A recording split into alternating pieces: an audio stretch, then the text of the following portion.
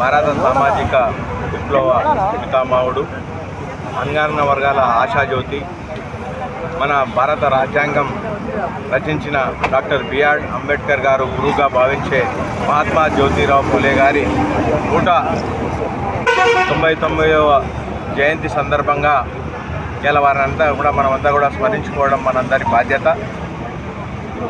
విద్యతోటే సమాజంలో ఒక మార్పు జరుగుతుంది, విద్యతోటే మన వెనుకబాటు పోతుందని చెప్పి నమ్మిన గొప్ప మహనీయుడు. విద్యనే ఆయుధంగా చేసుకొని పోరాడిన వ్యక్తి వారు.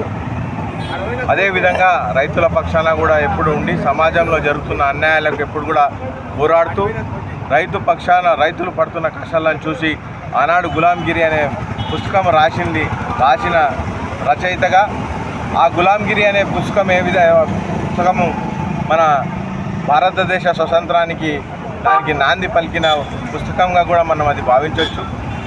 ఇలా కులరహిత సమాజం నిర్మాణం, అదేవిధంగా అంటరానితనం లేకుండా చేయాలి సమాజంలో అని చెప్పి వారి జీవితాన్ని అంకితం చేసిన మహనీయుడు జ్యోతిరావు పూలే గారు.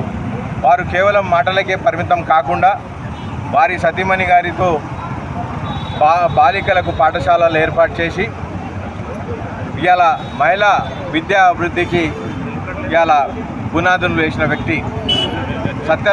సత్యశోధక్ సమాజ్ అనే సమాజం నిర్మించి దాని నుంచి సామాజిక న్యాయానికి వారు చూపెట్టిన మార్గం నేటికి మనకందరికీ కూడా స్ఫూర్తిదాయకం. ఇలా వారు ఆశించిన వారు కలలు కన్నా సమాజం నిర్మాణానికి మనము అందరము పేద వర్గాలకు, ఎస్సీలకు, ఎస్టీలకు, బీసీలకు, మైనారిటీలకు అందరికీ కూడా అభివృద్ధి కోసం మనమందరం కూడా పునరంకితం కావాలి.